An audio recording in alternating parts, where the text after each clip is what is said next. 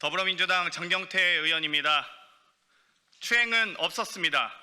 이 사건은 데이트 폭력 사건입니다. 남친이란 자의 폭언과 폭력에 동석자 모두 피해자이자 일부 왜곡 보도로 사안이 변질됐습니다. 무고와 데이트 폭력은 매우 중대한 범죄입니다. 또한 자신의 범죄를 감추거나 정치적 이익을 위해 증거를 인멸하고 공작하는 것은 치졸한 범죄입니다. 이에 진실을 밝히고 강력하게 대응하고자 이 자리에 섰습니다.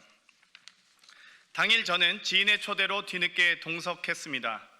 여의도에 있는 개방된 족발집이었고 다른 의원실 소속 보좌진으로 여자 4, 남자 2, 총 5명이었습니다. 당시 자리는 화기애애하게 진행되었고 다소 저에게도 불편한 상황들이 있었지만 그러려니 하고 넘어갔습니다.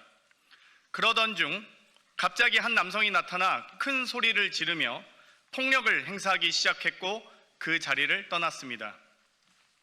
그 이후 누군가 남성의 폭력 행위를 막기 위해 경찰에 신고까지 하였고 경찰과 고소인의 여동생까지 와서야 상황이 정리되었다는 얘기를 들었습니다. 여성 동석자가 촬영한 영상을 확인하시면 될 것입니다. 또 그 당시 경찰 출동이 추행이었다면 저는 이미 무조건 조사를 받지 않았겠습니까? 전혀 그런 사실이 없습니다.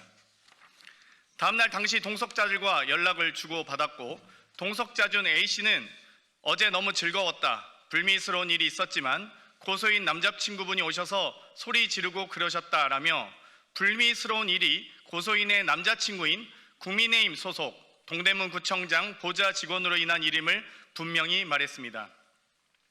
또 B씨도 같이 자리해 주셔서 감사했고 덕분에 더 즐거웠다. 다음에 또 보자는 대화를 나눴습니다. 위의 카톡 내용만 보더라도 당시 주변인들이 만류했다는 고소인의 주장은 전혀 다른 내용으로 사실이 아님을 명백히 알 수 있습니다. 고소인은 그 다음날 남자친구의 감금, 폭행 때문에 출근도 못했고 동료들은 고소인을 데이트 폭력 피해자로 걱정했다고 합니다. 실제로 데이트 폭력에 대해 신고는 할 건지, 진단서는 떼었는지, 집은 안전한지 등 취재에 걱정을 해주고 고소인도 일단 신고하겠다고까지 답변했다고 합니다. 이 정황들은 모두 추행과는 관계가 없으며 당시 실제 발생한 사건은 폭행, 도찰, 데이트 폭력이었다는 사실을 보여줍니다. 이후 남친의 제보로 TV조선의 취재가 시작되었고 오히려 고소인은 기자에게 몰래 찍힌 영상이다. 영상이 공개되면 고소하겠다라며 피해가 없었다는 취지로 말했습니다. 이는 고소장의 추행 주장과는 정면으로 배치됩니다.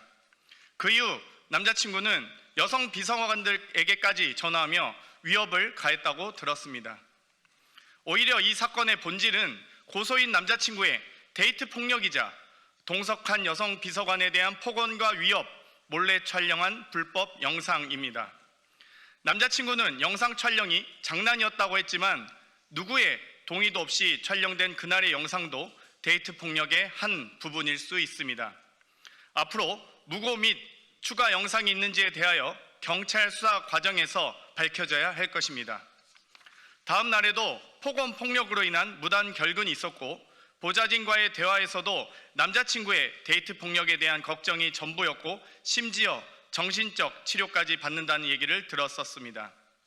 그럼에도 무려 1년이 넘은 지금 고소장이 제출되었고 그 의도와 동기를 의심할 수밖에 없습니다. 이에 고소인을 무고죄로 고소하여 그 의도와 동기를 밝히겠습니다.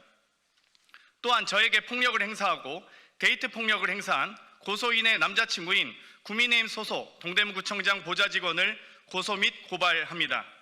동대문구청장은 지금이라도 제 식구 감싸기를 멈추고 해당 직원의 폭행, 불법 촬영, 데이트 폭력 등 모든 범죄 행위에 대해서 조사하고 감찰하십시오.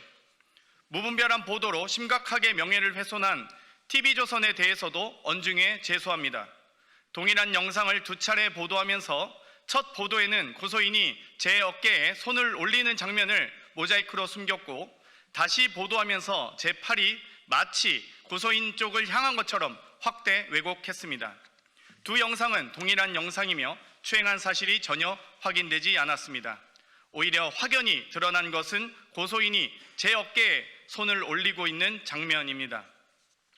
또 동일한 영상에 음성을 추가해 제대로 들리지도 않고 동작에도 맞지 않으며 고소인의 음성인지조차 확인되지 않은 소리를 악의적으로 편집하여 아니 왜 거기에 라고 단정하고 자막 처리했습니다. 이쯤 되면 이건 보도가 아니라 연출입니다. 영상 판독 등 가능한 모든 수단을 활용해 진실을 밝히겠습니다. 최초 진술을 들은 TV조선 황모 기자도 증인 요구하겠습니다. 기자로서 양심이 있다면 당시 고소인과의 통화 녹취를 공개하시기 바랍니다. 또 취재 중 데이트 폭력을 충분히 인지했을 텐데 데스크에 보고는 했는지 어떤 경로로 묵살한 것인지 여부에 대해서도 밝혀주시기 바랍니다. 더불어 저로 인해 정신치료를 받은 것처럼 보도한 동아일보에 대해 언중에 제소합니다. 해당 치료가 남친의 데이트 폭력으로 인한 것이었는지 진료 기록과 내용부터 경찰 출동 일지부터 확인하시기 바랍니다.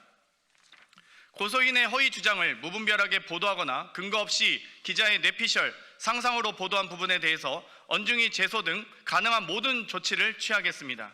지금까지 고소인의 입장에서만 보도하신 만큼 추행은 일절 없었고 데이트 폭력만 가득했던 대화를 지금까지 보도한 만큼 꼭 보도해 주시기 바랍니다. 한 사람의 인생과 삶과 명예를 무너뜨리는 것은 매우 중대한 범죄입니다. 이미 증거는 충분합니다. 저는 무고, 폭행, 데이트 폭력, 불법 촬영 등 모든 불법에 대하여 민형사상 책임을 끝까지 묻고 진실이 규명되도록 무관용의 원칙으로 가능한 모든 조치를 다하겠습니다. 혼신의 힘을 다해서 진실을 밝히겠습니다. 감사합니다.